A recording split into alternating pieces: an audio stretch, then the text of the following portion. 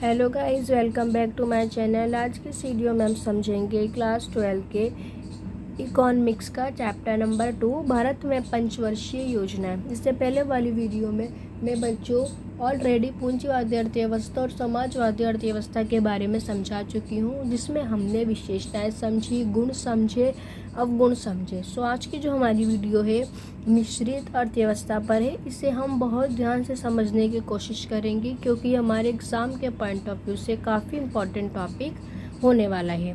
सो सबसे पहले हम इसे थोड़ा पिक्चर के थ्रू समझने की कोशिश करेंगे कि बेसिकली मिश्रित अर्थव्यवस्था क्या है।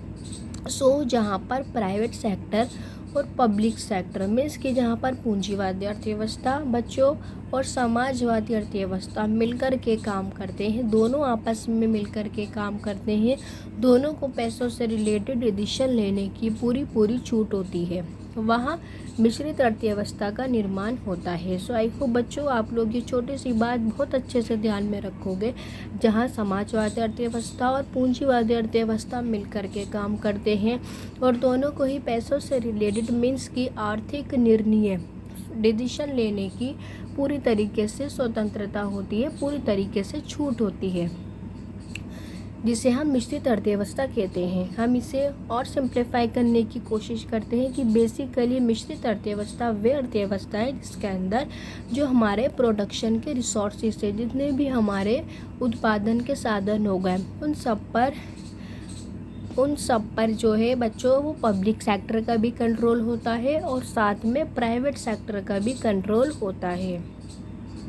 उत्पादन निर्णय मीन्स कि जितने भी प्रोडक्शन से रिलेटेड डिसीजन होते हैं मोटे तौर पर लाभ के लिए भी लिए जाते हैं, परंतु सामाजिक न्याय को देखते हुए मीन्स कि जहाँ पर सामाजिक न्याय की जो बैलेंस है वो बना रहे, वो अनबैलेंस ना हो, वो लाभ कमाने के उद्देश्य से कुछ डिसीजन लेते हैं अपने उत्पादन में, किंतु वो ऐसे डिसीजन लेते हैं जिससे पब्लिक सेक्टर को ठेस ना पहुँचे, मीन्स कि सामाजिक न्याय बना रहे।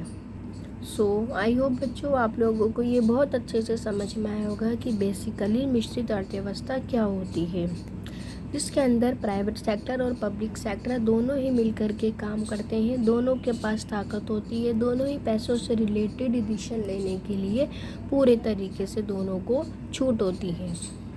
सो बच्चों अब हम इसकी विशेषताएं देखते हैं।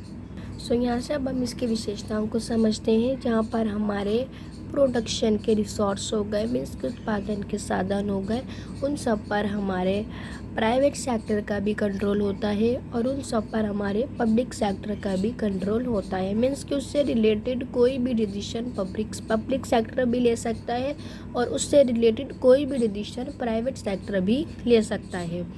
निजी क्षेत्र में उत्पादन निर्णय मीन्स किसने बोला है, जो निजी क्षेत्र है वो अपने प्रोडक्शन में जितने भी डिसीजन होते हैं वो लाभ के उद्देश्य से लेता है, जिससे कि लाभ अधिक से अधिक हो सके।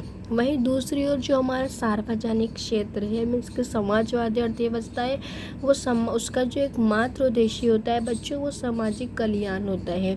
वहीं एक तरफ यहाँ लाभ बना हुआ होता है, जिससे हमारी जीडीपी मजबूत होती है, जीडीपी की जो ग्रोथमेंट है वो बढ़ती है, और वहीं दूसरी ओर सार्वजनिक क्षेत्र में हमारा सामाजिक कल्याण होता है, सामाजिक विकास पर जोर दिया जाता है। अब बच्चों उत्पादन की प्रक्रिया में यहाँ पर मीन्स की प्रोडक्शन के जितने भी यहाँ पर प्रोसेसिंग होती है उन सब के अंदर प्राइवेट सेक्टर का भी अधिकार होता है और समाजवादी अर्थव्यवस्था भी इसमें इंक्लूड होती है, और ये दोनों मिलकर के अहम भूमिका निभाते हैं। तो बच्चों यहाँ पर अब समझने वाला पॉइंट ये है कि ऐसा क्यों कहा गया है कि ये अहम भूमिका निभाती है। सो बच्चों ऐसा इसलिए कहा गया है, अगर हम निजी क्षेत्र के लिए समझे तो निजी क्षेत्र लाभ के उद्देश्य से काम करती है। जब ये लाभ के उद्देश्य से काम करेगी तो उसकी जीडीपी में जो योगदान है वो अधिक होगा, हमारा सकल घरेलू उत्पाद बढ़ेगा, हमारा सकल घरेलू उत्पाद स्ट्रॉन्ग होगा, हमारा सकल घरेलू उत्पाद की जो ग्रोथमेंट है वो बढ़ेगी। और जबकि तो जो समाजवादी क्षेत्र है या जो समाजवादी अर्थव्यवस्था है उसका जो उद्देश्य होता है वो सामाजिक कल्याण होता है। मीन्स कि जितने भी समाज में लोग रह रहे हैं उनका विकास करना होता है जिससे समाज का विकास हो। सो आई होप बच्चों आप लोगों को इसकी विशेषताएं भी समझ में आई हो जो कि हमारे एग्ज़ाम के पॉइंट ऑफ व्यू से काफ़ी इम्पोर्टेंट थी। अब हम इसके यहाँ समझते हैं गुण जिससे मेरिट भी कहा जाता है। तो बच्चों यहाँ पर मिश्रित अर्थव्यवस्था का गुण ये होगा कि इसके अंदर पूंजीवादी अर्थव्यवस्था के गुण भी इंक्लूड हैं और इसके अंदर समाजवादी अर्थव्यवस्था के गुण भी इंक्लूड है। अगर हम पूंजीवादी अर्थव्यवस्था के गुणों की बात करें तो ये जीडीपी में ग्रोथमेंट को प्रोत्साहित करता है, ये जीडीपी को मजबूत बनाता है, स्ट्रॉन्ग बनाता है और ये लाभ प्राप्त करने के उद्देश्य से काम करता है जिससे हमारा जीडीपी काफ़ी मजबूत होता है, जीडीपी में योगदान बढ़ता है। और वहीं दूसरी ओर अगर हम समाजवादी अर्थव्यवस्था की बात करें तो यहाँ सामाजिक न्याय और समानता को बढ़ावा दिया जाता है। मीन्स कि यहाँ अमीर और गरीब के बीच के गैप को कम किया जाता है। या सरकार जो है जब किसी वस्तु का उत्पादन करती है या प्रोडक्शन करती है तो वो लाभ के लिए नहीं बल्कि लोगों के समाज के लिए उसको उत्पादित करती है, उसको प्रोडक्ट करती है। मीन्स के कहने का मतलब ये हुआ ऐसा नहीं है कि वे कोई भी अपना जो उत्पादन बना रही हो केवल अमीर के लिए होगा या केवल गरीब के लिए होगा, ऐसा नहीं है बच्चों। वो जो प्रोडक्शन सरकार बनाएगी वो सभी के लिए होगा। मीन्स कि वहाँ पर अमीर और गरीब के बीच के गैप को कम किया जाएगा, लोगों के विकास पर ध्यान केंद्रित किया जाएगा, सामाजिक कल्याण किया जाएगा जिससे समाज में रह रहे लोगों का विकास हो, हमारे समाज का विकास हो, हमारी जीडीपी के साथ साथ। सो आई हो बच्चों आप लोगों को इसके गुण मेरिट भी बहुत अच्छे से समझ में आए हो। अब हम इसका लास्ट समझते हैं अवगुण जिसे डिमेरिट भी कहा गया है।